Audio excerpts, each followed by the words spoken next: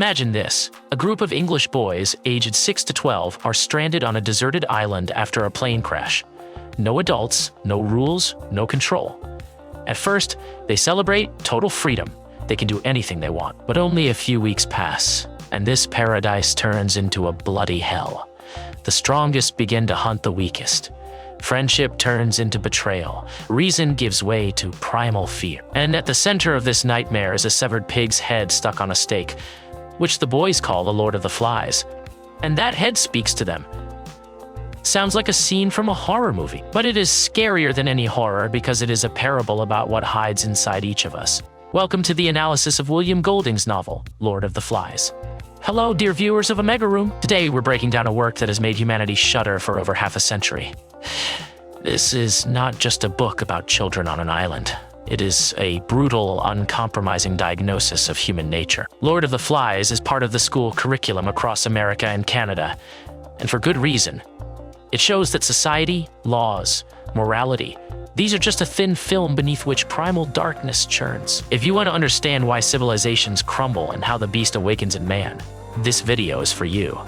Subscribe to the channel and hit the bell so you don't miss our breakdown of this and other crucial texts. Let's begin. The novel takes place during an imaginary nuclear war. A plane evacuating children crashes over the Pacific Ocean. Only the boys survive, not a single adult. First we meet Ralph, a handsome, confident boy who finds a large conch shell. The sound of this shell gathers all the other survivors. Among them is a chubby boy with glasses nicknamed Piggy, who becomes the voice of reason and logic. And there is a choir of boys led by Jack Meridew, reddy-haired, with blazing eyes, a born leader. From the very first day, tension arises between Ralph and Jack. Ralph proposes order. They need to light a signal fire on the mountain so passing ships can see them. Jack, however, only thinks about hunting. He wants to kill the pigs that live in the jungle. The boys vote, and Ralph is elected chief. But Jack does not forgive this. His humiliation will become the spark from which the fire of destruction ignites. Now imagine, on the island there is no police, no courts, no prisons, only a few dozen children. How long will rules last if no one can enforce them? Golding's answer: not very long.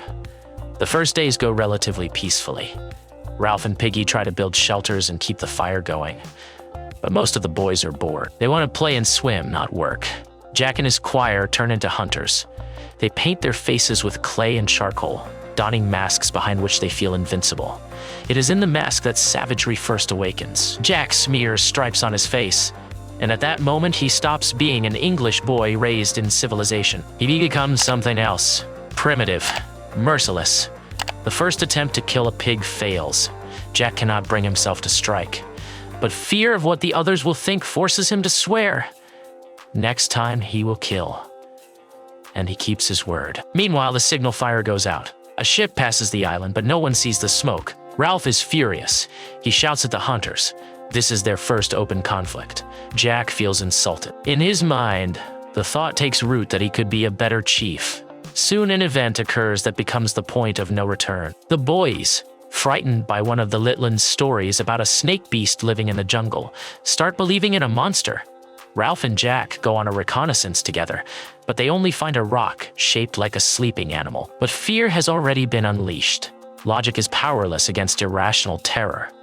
Then one of the older boys, Simon, who embodies pure, almost religious goodness, suggests climbing the mountain to prove there is no beast. But no one listens. Simon is an outcast, a mystic who sees more than others. He understands. The real beast is not in the jungle, but inside the boys themselves. But he cannot say it aloud. The most famous scene in the novel takes place away from the camp, deep in the forest. Jack's hunters kill a pig and cut off its head. They impale the head on a sharp stake as an offering to the beast. This rotting, fly-covered head is the Lord of the Flies. And when Simon, weakened by epilepsy, hides in the same spot, he begins to imagine that the head speaks to him. It says, "You knew, didn't you? I'm part of you. The beast is you. It's all of you. And there's no going back." This is the central moment of the novel. Evil does not come from outside. Evil is born within. That same night, a thunderstorm breaks out. Ralph and Jack argue about what matters more, the fire or hunting. Jack leads almost all the boys away, promising them meat, fun, and protection from the beast. He creates his own savage, primitive hierarchy where strength and aggression replace reason and order. His tribe paints their faces, dances a war dance, and prepares for a sacrifice. Meanwhile, Simon wakes up and realizes that the Ushioke beast on the mountain is actually the corpse of a parachutist caught on the rocks. He wants to tell the truth. He runs to the camp to announce that the beast does not exist. It is only a dead man. But when Simon bursts from the forest onto the lightning-lit clearing, the boys of Jack's tribe mistake him for the beast. In a frenzy, chanting, "Kill the beast!" They fall upon Simon and beat him to death with spears, stones, and bare hands. Even Ralph and Piggy, who were at the edge of the circle, take part in the madness. The next morning, they will tell themselves it was an accident, that they didn't mean to. But the truth will stay with them forever. Simon's body is washed away by the waves. If you think the horrors end after killing one boy, you are wrong. That was only the beginning. The next target will be Piggy, the last voice of reason. Jack's tribe has now completely split off. They move to a cave on the other side of the island, becoming a full-fledged warband with painted faces, spears, and ritual dances. Ralph is left with Piggy and a couple of Litlans, 3 of them against nearly 30. Jack steals Piggy's glasses, the only means of making fire. Ralph and Piggy go to Jack's rock to demand the glasses back. Ralph still believes in the power of rules, in the possibility of negotiation. But he doesn't understand. Civilization is dead. When they reach the cave entrance, they are met by armed savages. Piggy, waving the conch, the symbol of law and order, shouts, "Who has the conch? Speaks!" In response, Jack throws a spear at him. It misses, but Roger, the most cruel of the boys, who has long dreamed of killing, pushes a massive boulder off the cliff. The stone crushes Piggy. The conch shatters into 1,000 pieces. Piggy's body falls into the sea. Reason and order are destroyed. After this, Ralph becomes an outcast. Jack declares a hunt for him. He orders the entire island to be set on fire to smoke Ralph out of his hiding place. Ralph runs through the burning jungle, chased by children armed with spears who were his friends just yesterday. He stumbles, falls onto the sand of the beach, and looks up. Standing before him is a naval officer. A cruiser heard the explosion and saw the smoke from the fire. The adults have finally arrived. And here is the climax that makes every reader's heart stop. The officer looks at the painted, armed, bloodthirsty boys and at the weeping Ralph. He says, "I should have thought that a pack of British boys would have been able to put up a better show than that." He doesn't understand. He hasn't seen what we have seen. Ralph begins to sob, for the first time, sobbing from the realization of the limitless cruelty in man. He weeps not only for Simon and Piggy, he weeps for the end of innocence, for the darkness in the human heart. Lord of the Flies is not just a survival story.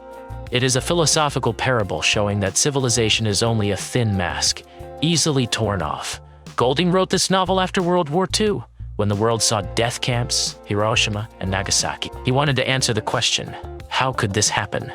And his answer was terrifying, because evil has always lived inside us. For students studying this work, several key points are important. First, symbolism. Ralph stands for law, order, democracy. Jack stands for dictatorship, chaos, primal force. Piggy stands for science, reason, progress. Simon stands for spirituality, sacrifice, intuition. The conch is the symbol of civilized society. Its destruction means the death of all order. Second, the theme of the beast. It turns out the monster the Litlans feared is not a parachutist, not a mythical snake.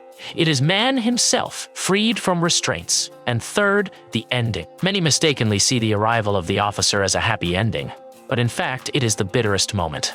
The adults do not save the children, they only witness the catastrophe. After all, it was the adults who started the nuclear war that put the children on the island. Does Golding offer us hope? Perhaps, but it is a very fragile hope.